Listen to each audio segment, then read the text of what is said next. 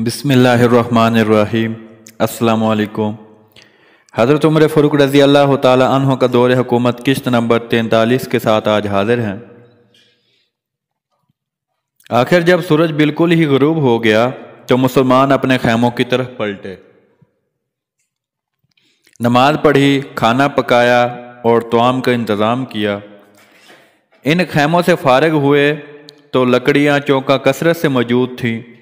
हर तरफ आग ही आग रोशन कर दी और इसकी रोशनी में बाद नमाज़ें पढ़ने लगे। बाज़ ने कुरान पाक की तिलावत की, बाज़ ने जनाब बारी ताला में गरिया ज़ारी से दुआएं मांगी और बाद जो शिद्दत हरब की वजह से थक गए थे पढ़कर सो गए।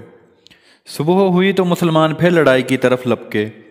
अल्लाह अज़्ज़ व जल की हम्द व सना और रसूलुल्लाह सल्लल्लाहु अलैहि वसल्लम पर दुरूद व शरीफ की कसरत की। तीर अंदाज हज़रात आगे आगे हुए और अल्लाह पाक की तस्बीह व तहमीद के साथ तीरों को चलाना शुरू किया।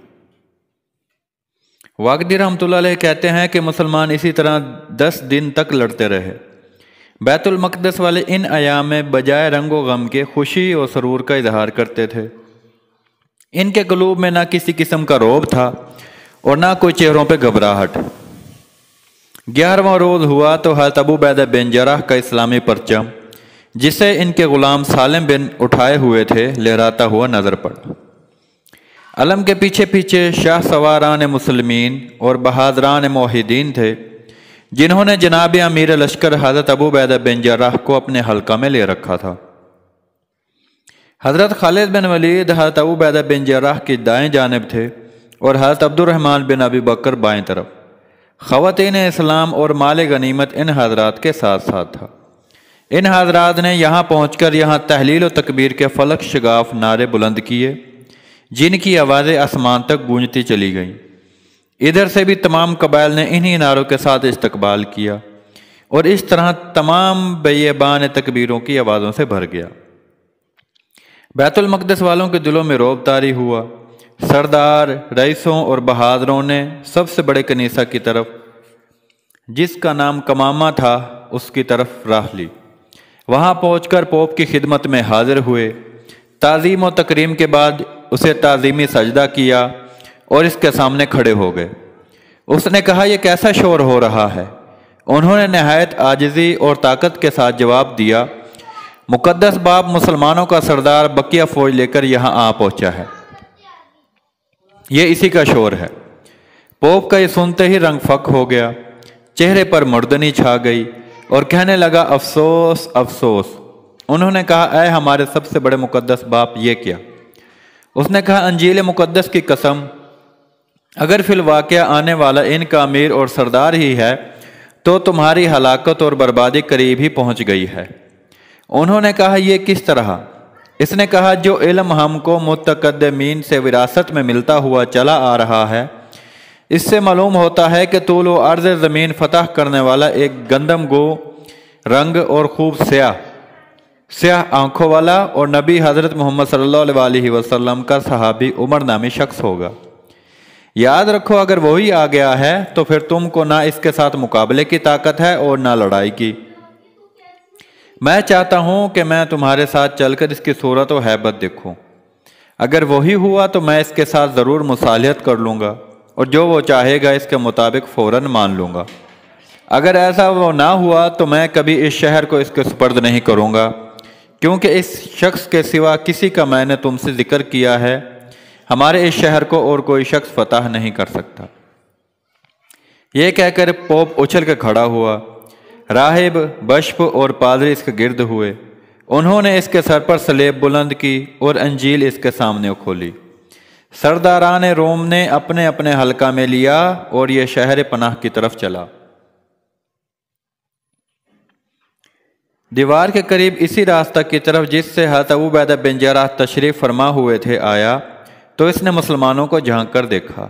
मुसलमान इस वक्त हज़रत अबू उबैदा बिन जर्राह को आ के सलाम करते, ताज़ीम व तकरीम बजा लाते और फिर हमला आवर शेरों की तरह लड़ाई में मशगूल हो जाते थे और इनका इसी तरह तांता बंधा हुआ था।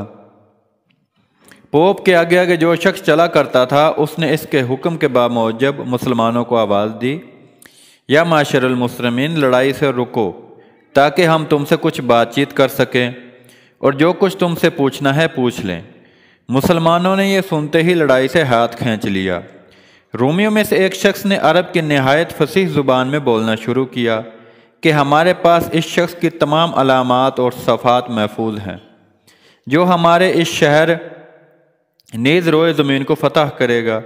اگر تمہارا سردار وہی شخص ہے تو ہم بغیر لڑے بھڑے اور بغیر مقابلہ کیے تمہارے سپرد اپنا یہ شہر کر دیں گے، لیکن اگر وہ نہ ہوا تو یاد رکھو کہ ہم قیامت تک بھی کبھی تمہارے حوالے نہیں کریں گے۔ واقدی رحمۃ اللہ علیہ کہتے ہیں کہ مسلمانوں نے یہ خبر سن کر حضرت ابو عبیدہ بن جراح کو اس کی اطلاع دی۔ آپ تشریف لائے اور ان کے سامنے کھڑے ہو گئے۔ پوپ نے ان کی طرف دیکھ کر اپنے آدمیوں سے کہا، تمہیں بشارت ہو، یہ وہ شخص نہیں ہے۔ تمہیں چاہیے کہ اپنے شہر، دین و مذہب اور حرم کے لیے خوب دل کھول کر ان سے لڑو۔ یہ سن کر انہوں نے آوازیں بلند کی، کلمہ کفر کا اظہار کیا اور آگے بڑھ کر سخت مارکارائی کرنے لگے۔ پوپ لوٹ کر کمامہ کی طرف چلا گیا اور حضرت ابو عبیدہ بن جراح سے ایک لفظ تک نہ کہا بلکہ الٹا لڑنے کا حکم دے دیا۔ حضرت ابو عبیدہ بن جراح لوٹ کر آئے تو حضرت خالد بن ولید نے دریافت کیا، یا امیر، کیا رہا؟ آپ نے فرمایا، مجھے اس کے سوا کچھ خبر نہیں کہ میں اس کے سامنے گیا جیسا کہ تمہیں معلوم ہے، اور ان شیاطینوں میں سے جو انہیں گمراہ کرتے ہیں ایک شیطان نے مجھے جھانک کر دیکھا اور کچھ تعامل کیا۔ ایک نظر دیکھنا تھا کہ ایک شور و غل برپا ہو گیا اور بغیر مجھ سے کسی بات کیے ہوئے پھر وہ فوراً ہی پیچھے لوٹ گیا۔ حضرت خالد بن ولید نے کہا، بہت ممکن ہے کہ اس میں کوئی راز اور رائے مخفی ہو جس پر ہم بعد میں مطلع کریں گے انشاءاللہ تعالی۔ اس کے بعد دونوں حضرات نے مسلمانوں کو لڑائی کے متعلق احکام جاری کیے اور سختی کے ساتھ لڑنے کی تاکید کی۔ چنانچہ مسلمانوں نے سختی کے ساتھ حملے شروع کر دیے۔ واقدی رحمۃ اللہ علیہ کہتے ہیں کہ جب مسلمانوں نے بیت المقدس کا محاصرہ کیا تھا، اس وقت چونکہ سردی اور جاڑے کا موسم تھا، اس لیے رومیوں نے اپنے دماغ میں سودائے خام پختہ کر لیا تھا کہ ایسے کڑے وقت میں یہاں نہیں ٹھہر سکتے، اور نہ سردیوں کے زمانوں میں یہ ہم پر قادر ہو سکتے ہیں۔ کہتے ہیں کہ مسلمان اس کی طرف چلے اور حملہ کیا۔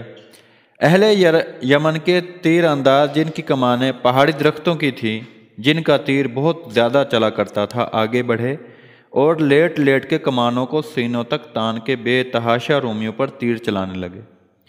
رومی اپنی بے پرواہی کی وجہ سے چونکہ بہت کم احتیاط کر رہے تھے، اس لیے مسلمانوں نے دیکھا کہ تیر لگ کر رومیوں کا سر کے بل اوندا کر دیتے ہیں اور ان کے پوستوں سے باہر نکل جاتے ہیں۔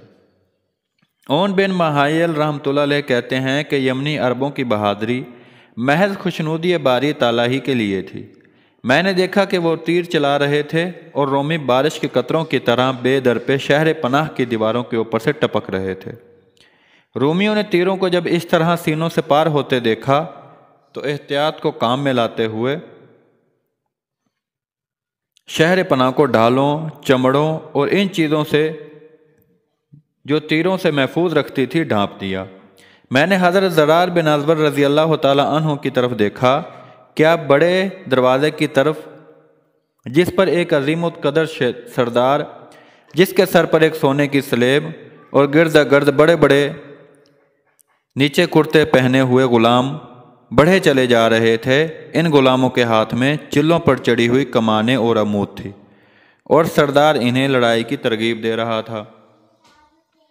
حضرت زرار بن ازور رضی اللہ تعالیٰ عنہ کو میں نے دیکھا کہ آپ اپنی ڈھال میں چھپے ہوئے برابر اس کی طرف بڑھے چلے جا رہے تھے،